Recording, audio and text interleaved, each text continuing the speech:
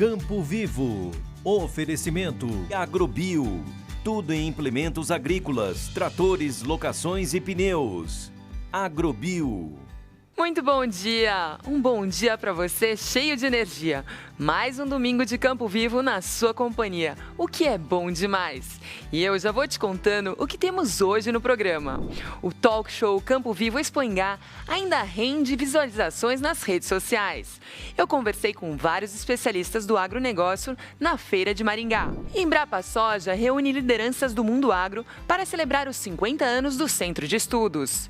E organizou um workshop na sede aqui em Londrina. E a erva mate do Paraná foi reconhecida pelas Nações Unidas como Patrimônio Agrícola Mundial. E hoje nós começamos uma série sobre os portos do Paraná. A soja continua o carro-chefe nos campos do Brasil e também no Porto de Paranaguá. É notícia demais por aqui, gente. Se acomode por aí, porque o nosso Campo Vivo só está começando.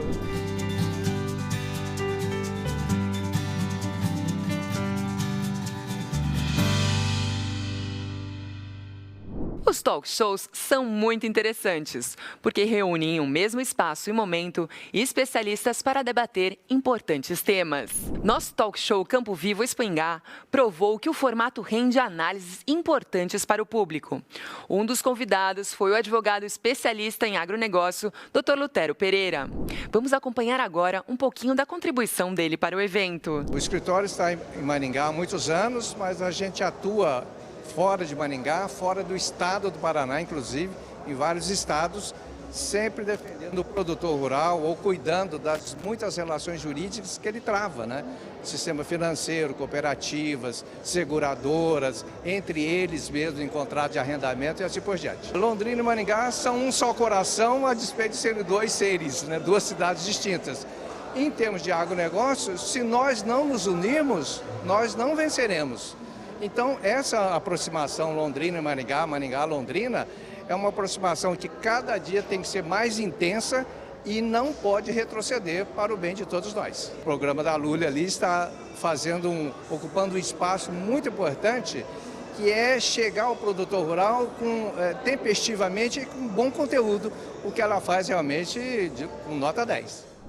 Gente, foi muito bom ter o Dr. Lutero participando conosco. E se você quiser assistir o talk show Campo Vivo direto da Expoingá completo, é só apontar a câmera do seu celular para o QR Code que aparece aí na sua tela. Eu aconselho, hein? Você não pode perder. Como a gente sabe, o Brasil é o maior produtor e exportador mundial de soja. E esse desempenho se deve a um conjunto imenso de tecnologias. Muitas são desenvolvidas pela pesquisa pública e especialmente nos laboratórios da Embrapa Soja.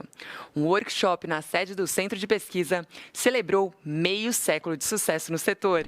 A Conab estima que o Brasil feche a safra 24-25 de soja em 167 milhões de toneladas, que foram semeadas em 47 milhões de hectares. Em 50 anos, o Brasil aumentou em 38 vezes o volume da soja colhida e a área das lavouras cresceu a metade disso. A produtividade saltou porque foram desenvolvidas variedades de soja que rendem mais no mesmo espaço. Esse desempenho é resultado de muita pesquisa. Hoje, a Embrapa Soja tem 60 cientistas. É a instituição pública que tem mais especialistas do setor reunidos em um só centro de estudos, como o fitopatologista Maurício Meyer, com 36 anos de casa. Tem uma responsabilidade muito grande, né? Porque fazemos parte de uma equipe de pessoas que muitas vezes dedicaram a vida inteira em cima de uma linha de pesquisa única, que lá na frente vai fazer parte de um conjunto que traz toda essa sustentabilidade que nós temos hoje de produção no sistema da cadeia de produção de soja e que a gente sabe que não acabou por aí. O plantio direto na palha que surgiu no Paraná foi aperfeiçoado pela Embrapa Soja, que também aprimora constantemente o sistema de integração lavoura, pecuária e floresta. Junto com as ferramentas de manejo de pragas e doenças, cada hectare de soja no Brasil rende em média 3.500 quilos, com o reforço cada vez mais comum dos bioinsumos. Eu destaco principalmente a questão dos inoculantes, né? Inoculante de soja aí que tirou o nitrogenado da soja. Eu acho que esse aí é o ponto-chave para o Brasil chegar onde chegou com soja, não tenho dúvida que esse foi do principal motivo, né? Além da tropicalização de soja levando para o cerrado, eu acho que essas duas coisas aí fizeram o Brasil chegar onde chegou e são mérito total da Embrapa com essas pesquisas e, enfim, que a Embrapa contribuiu para que o Brasil fosse o principal produtor mundial e o principal exportador de soja. A fixação biológica de nitrogênio, que reduz o uso do insumo químico no solo, rendeu à pesquisadora Mariângela Hungria o Prêmio Mundial da Alimentação 2025, o Nobel da Agricultura. Se cheguei nesse prêmio e não sou sozinha, foi porque teve uma empresa pública que acredita em sustentabilidade e investiu 4 décadas de pesquisa em mim, desde um tempo em que ninguém acreditava nos biológicos, entende? Nós temos esse Brasil de possibilidades em vários setores para pesquisar. E eu espero que a sociedade compreenda isso, né? O lucro social que a gente dá, que no ano passado foi estimado e cada R$1 investido retorna R$25 para a sociedade, o que é um número fabuloso, e que a gente possa continuar pesquisando. O zoneamento agrícola de risco climático, hoje adaptado para várias culturas, e o vazio sanitário também tem a chancela da Embrapa Soja. Representantes do Centro de Pesquisa e convidados concordam que o futuro chega cada vez mais rápido. Por isso é preciso manter a Embrapa Soja forte para que ela continue sendo protagonista nesse cenário. Para o assessor especial do ministro da Agricultura e presidente do Conselho de Administração da Embrapa, uma das estratégias é a instituição transformar seus ativos científicos em recursos que ajudem a custear a instituição. Não tem por que não, em determinadas tecnologias, oferecer a iniciativa privada e cobrar. E isso a Embrapa tem feito pouco, ela precisa fazer mais. Os outros países fazem, a Embrapa precisa fazer. Parte do orçamento da Embrapa tem que vir, sim, de licenciamentos, de royalties, como nós já temos na semente de pastagem, na produção de bioinsumo, que agora está crescendo.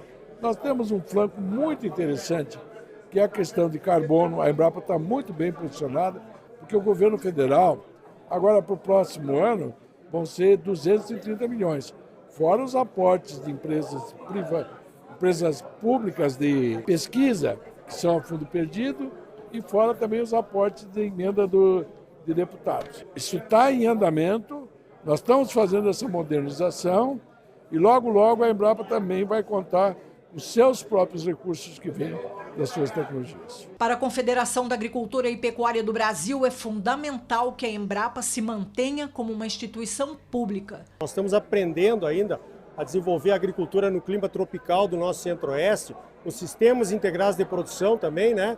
Pecuária entrando, que também vem da Embrapa. Eu acho que nós podemos muito mais. O que a gente tem que melhorar, com certeza, né, é a participação das entidades de produtores, né, colocando recursos aqui dentro da Embrapa, porque com certeza que a gente tem visto isso, é um testemunho, as entregas são muitas. O programa Soja Baixo Carbono tem o selo da pesquisa da Embrapa Soja, assim como a edição genômica, a chamada técnica CRISPR de edição de genes. São degraus acima na pesquisa e na inovação. Somos a primeira unidade da Embrapa a desenvolver variedades de soja com alguns genes editados, né, para a tolerância à seca, né, e também para baixar alguns fatores antinutricionais, né, que se tem na soja, que é para facilitar a digestibilidade da soja na produção de rações. Mas é uma tecnologia quebradora de paradigma, inovadora. Na transgenia a gente só teve resistência a insetos e herbicidas, basicamente. Agora a gente está começando a mexer com estatura de planta, arquitetura de planta, número de vagens por planta, coisas que antes não se fazia com as tecnologias anteriores. Segundo ano agora aqui na Embrapa Soja, multiplicando sementes.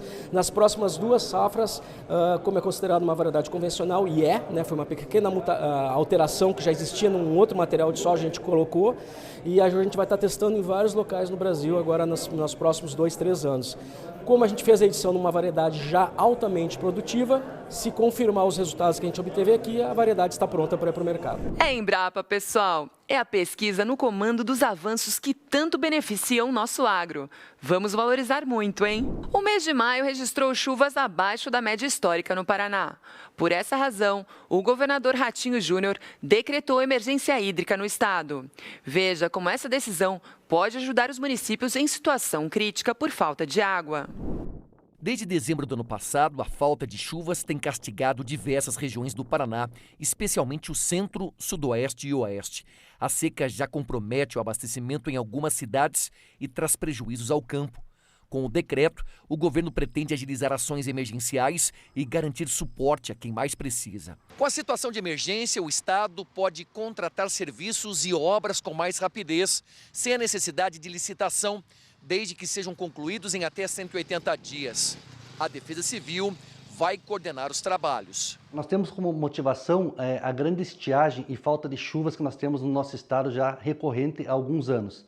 E esse ano, com a previsão de chuvas mais frequentes, com maior volume a partir de setembro, nos leva a tomar essa ação agora, no sentido a trabalhar já preventivamente para minimizar os danos que podem ser causados pela estiagem. A Sanepar acompanha a situação de perto e já atua com planos de contingência para garantir o fornecimento de água, principalmente nas regiões mais críticas. Não é um grau de emergência.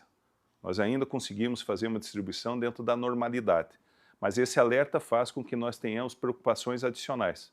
O regime climático que hoje se apresenta não é o mesmo de outros tempos.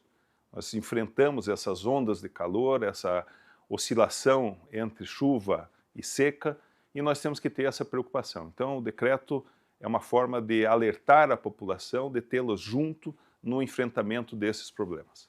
A estiagem é séria, mas com prevenção e união, o Paraná busca atravessar esse desafio. Também é importante alertar toda a sociedade para a necessidade do uso racional, que, aliás, sempre devemos fazer isso. Mas, neste momento, é bastante importante o uso econômico, priorizando a higiene pessoal e a alimentação. Segundo o Serviço de Meteorologia, a previsão é de volta de chuvas a partir de setembro ou outubro. Vamos esperar que venham em quantidade favorável e suficiente para ajudar as atividades no campo. Ninguém merece mais prejuízo, não é mesmo? Chegou aquele momento de um rápido intervalo aqui no nosso Campo Vivo. Mas antes, olha só o que ainda preparamos para você. Copacol leva as últimas inovações para perto dos seus associados em um dia de campo no oeste do Paraná. A erva mate, cultivada nas sombras das araucárias, aqui no Paraná, se transformou em um patrimônio agrícola mundial. Começa hoje uma nova série sobre os portos do Paraná. Você vai saber qual o produto mais exportado pelos terminais paranaenses.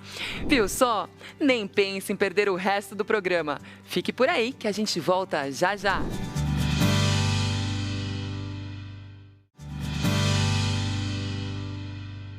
Estamos de volta com o nosso Campo Vivo. Aqui tem notícia, aqui tem análise, aqui tem tudo o que você precisa para administrar melhor a sua propriedade. Olha só. E em menos de uma semana, o Instituto Água e Terra resgatou 2 onças pardas em um distrito rural de Marialva, no noroeste do Paraná. Valente e felizmente sem ferimentos, o felino acabou na armadilha do Iatê, mas demorou uma semana para ser capturado. Moradores desconfiaram da presença de uma onça ao redor dos sítios porque alguns animais domésticos estavam sumindo. A onça parda tem hábitos solitários e costuma dominar os territórios por onde circula. Para o bem dela e alívio dos moradores, a onça foi devolvida em segurança para a natureza. E em poucos dias depois, outra onça parda foi vista na mesma região. E os moradores voltaram a chamar o Iatê. Desta vez uma fêmea que avisava: não se aproxime. Na armadilha, o felino despertou a curiosidade das galinhas. O Iatê disse que são 2 fêmeas, provavelmente da mesma ninhada. Como são jovens, ainda andam junto com a mãe. Fica o aviso: mamãe onça pode estar por perto. E a dona oncinha, também saudável, ganhou a liberdade em uma mata próxima. É o que eu sempre digo, pessoal. Quanto mais esses animais aparecem, mais sinal de que a natureza está se recuperando. A gente só precisa respeitar um espaço de cada um, não é mesmo? Muito boa notícia essa, hein? Alô, heróis e heroínas do agro! Agora o recado é da Agrobio, especialista em implementos agrícolas, tratores, locações e pneus. Então, se você é produtor rural e está pensando em investir em novos equipamentos, a Agrobio tem tudo o que você precisa. Na Agrobio você encontra tratores das principais marcas no mercado, carretas graneleiras, grades aradoras, vagões forrageiros, pneus, distribuidores de calcário, implementos para locação e muito mais. Todos novos, à pronta entrega e com garantia. A entrega é feita para todo o Brasil e tem um diferencial que facilita muito. Você pode financiar tudo via CPR digital com os parceiros Broto do Banco do Brasil e a EAgro do Bradesco. Você quer saber mais? Acesse o site agrobio.com.br. Quem analisa e compara, vai de Agrobio. Uma das maiores cooperativas do agronegócio do Brasil levou seus 10 mil associados para mais um dia de campo. O evento aconteceu em Cafelândia, no oeste do Paraná, onde também fica a sede da cooperativa. Este ano, o foco foram as tecnologias e como elas podem aperfeiçoar a atividade no campo. E nós fomos conferir. Não tem mais volta. Os olhos na tela já fazem parte da rotina. E no agronegócio, isso virou ferramenta de trabalho. O celular se transformou na bússola do produtor rural moderno. Uma epidemia tão grande que ninguém vive sem, né? Tem que correr atrás, né? Das novidades, das coisas novas que aparecem, né? Hoje, praticamente todo agricultor ele tem um smartphone. Às vezes ele tem um pouquinho de dificuldade na questão tecnológica por conta da sua ter sido construída essa mentalidade dentro do mundo analógico. Mas os filhos que estão vindo nessa geração, esposa, outras pessoas, eles já vêm com uma visão mais tecnológica e essa visão tecnológica tem ajudado o agricultor. Isso tem sido positivo porque tem favorecido a sucessão familiar. De onde se dependia da experiência e do olho treinado, agora se cruza dados, informações fiéis que facilitam a tomada de decisão. Em uma atividade tão sensível quanto a piscicultura, isso é essencial. Entre as novidades apresentadas na feira está esse sistema criado por uma startup, que permite o monitoramento da produção de peixes por um aplicativo. Hoje em dia a gente percebe bastante diferença na questão na hora do manejo, que é do arraçoamento principalmente, né? Que a gente consegue ter na palma da mão ali para a gente ver a temperatura, o oxigênio, como é que está, para a gente poder fazer o trato ou não. Mas assim, sem essa ferramenta a gente teria que estar indo lá na beira do tanque para verificar manualmente o oxigênio, a temperatura, para a gente conseguir fazer esse manejo corretamente. Para as aves, também é possível ter um centro de controle por meio do celular, com acesso a informações relevantes dos animais, monitoradas o tempo todo nos aviários. Hoje, por exemplo, o que a gente faz? A gente monitora temperatura e umidade, amônia e CO2 e também a pesagem do frango, né? A própria Copacol também conta com um aplicativo que vem ganhando mais funcionalidades, ajudando em diversas fases do trabalho do produtor rural. O nosso cooperado Copacol, ele tem uma série de operações que ele consegue fazer dentro do aplicativo, acompanhar saldo das suas entregas na cooperativa, a questão financeira, licenças ambientais. Um outro módulo que é para a parte de transporte. Hoje o cooperado, em alguns momentos na propriedade rural, alguma dificuldade com sinal, então fizemos uma solução que o cooperado emite a nota no campo, o transportador consegue pegar esses dados e assim que ele pega sinal, ou na estrada ou chegando no entreposto da cooperativa, essa nota eletrônica é automaticamente transmitida e a movimentação ali para o cooperado, quando der a entrada, já fica tudo regularizado. Esse é o caminho para que a atividade rural ganhe escala e reduza os custos. O investimento inicial se converte em suporte para a tomada de decisões mais ágeis e assertivas. É o agro cada vez mais conectado, pessoal. E nós vamos para mais um rápido intervalo aqui no Campo Vivo. Mas como sempre, eu quero que você fique aqui com a gente, porque temos um programa ainda repleto de notícias importantes para você. Olha só, produto tradicional no centro-sul do Paraná A erva mate cultivada sob araucárias recebeu reconhecimento internacional como patrimônio imaterial. No próximo bloco você vai ver que grande parte de toda a movimentação do Porto de Paranaguá está diretamente ligada à soja. É o tempo de você beber uma água e voltar por aqui, porque ainda temos muito mais Campo Vivo. Eu te espero. Até lá!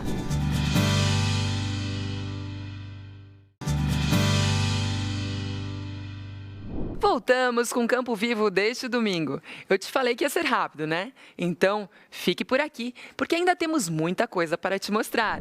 A erva mate cultivada sob a sombra das araucárias no Paraná foi reconhecida como Patrimônio Agrícola Mundial pelas Nações Unidas. Vamos saber agora um pouco mais na reportagem. O título dá visibilidade a sistemas produtivos sustentáveis que valorizam o conhecimento tradicional e a agrobiodiversidade. No Brasil, só um cultivo de flores em Minas Gerais tinha recebido o reconhecimento. O cultivo sombreado de erva mate acontece debaixo de florestas nativas, principalmente araucárias. Dessa forma, a luz do sol chega às plantas em níveis mais equilibrados, o que deixa a erva mate com mais taurina e teobromina. Esses componentes são muito valorizados pelas indústrias de chás, de energéticos e de cosméticos. O Paraná é o maior produtor brasileiro de erva mate. Mais de 30 mil famílias estão na atividade, que agregou cerca de 1 bilhão e 300 milhões de reais ao valor bruto da produção do estado, dado de 2023. As estimativas apontam que cerca de 70% do cultivo de erva mate do Paraná é feito pela técnica sombreada. Esse reconhecimento mostra como a sustentabilidade é importante não só para uma região. A preservação tem reflexos positivos para todo o planeta. Parabéns aos produtores da erva mate sombreada no Paraná. E o Brasil foi reconhecido no cenário internacional como livre de febre aftosa sem vacinação. A comunicação foi feita pela Organização Mundial de Saúde Animal esta semana. O novo status sanitário é resultado de campanhas de vacinação iniciadas há 50 anos. Há 8 anos, o Plano Nacional de Erradicação da Febre Aftosa aumentou a fiscalização e o rigor na imunização dos rebanhos bovino e de búfalos. O plano era acabar com a circulação do vírus da aftosa até 2026. No ano passado, depois de uma sequência de exames epidemiológicos negativos, o Brasil se declarou livre da doença, 2 anos antes do previsto. O reconhecimento do organismo máximo da saúde animal no mundo consolida o trabalho do poder público junto com criadores e associações. Com esse novo status, o Brasil se equipara a fornecedores globais, como Estados Unidos, Austrália e União Europeia. Agora, sem a vacina, devem ser reforçadas ações de vigilância e controle sanitário no setor. O Brasil tem um rebanho bovino estimado em mais de 238 milhões de cabeças, atrás apenas da Índia. Hoje o Campo Vivo começa a apresentar uma série sobre os portos do Paraná. Paranaguá e Antonina são terminais marítimos muito importantes. Através deles, boa parte da produção nacional vai para o exterior. E a gente começa te mostrando agora a estrutura de Paranaguá para o embarque da soja. Vamos acompanhar.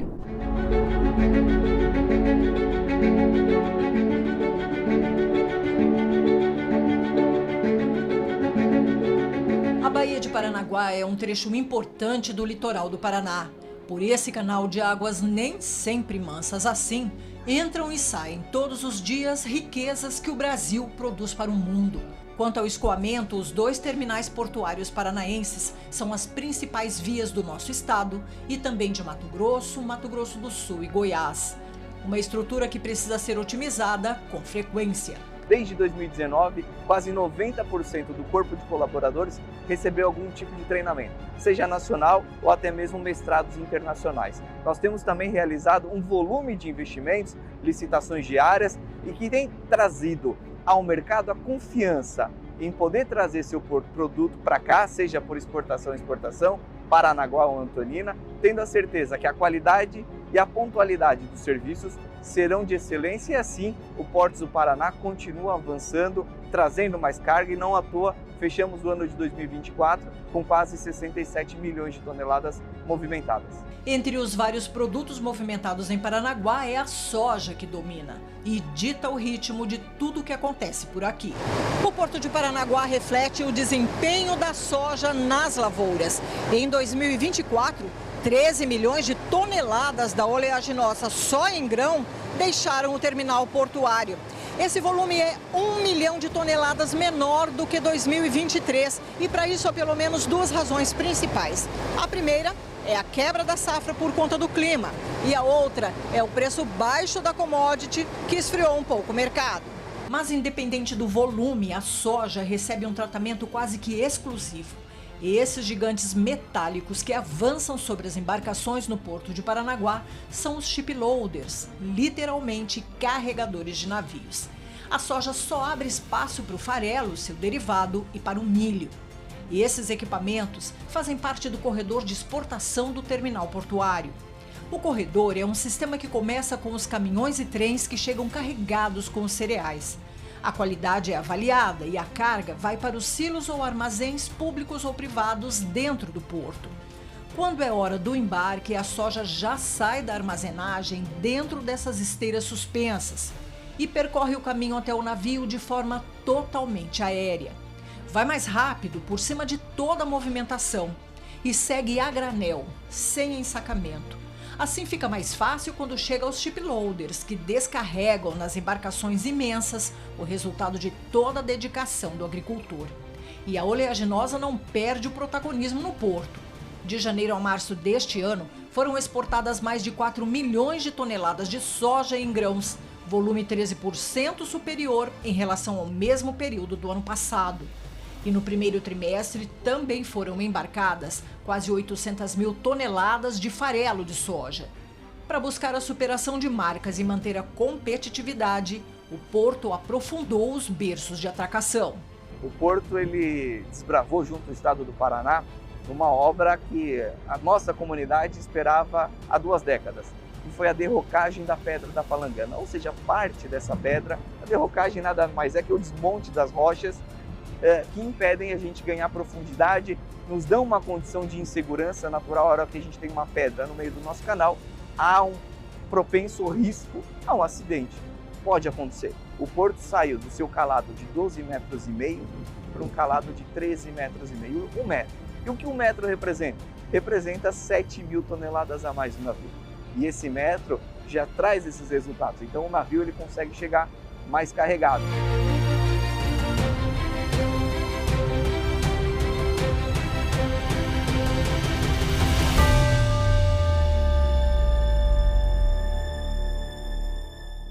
Que fantástica a trajetória da soja no Porto de Paranaguá. Tanto o grão quanto o farelo e o óleo são a base da nossa riqueza agrícola.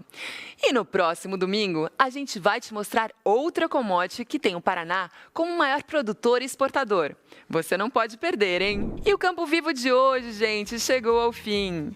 Eu fico muito feliz porque hoje só te trouxe notícia boa, hein? A gente sabe que nem sempre é assim, mas o campo, assim como outras atividades, tem muitos desafios. Mas quando é possível te entregar um programa leve que enche nosso coração de alegria, é sempre muito bom. E se você quiser rever alguma matéria ou o programa todo, é só acessar o nosso portal tarobá.com.br. Tá tudo lá, confia. Agora, o conselho de sempre. Aproveite o seu domingo, descanse e recarregue as energias. Segunda-feira está chegando e nós vamos enfrentar com muita força e cabeça erguida. Eu espero você no próximo domingo, a partir das 7h30 da manhã. Até lá! Tchau!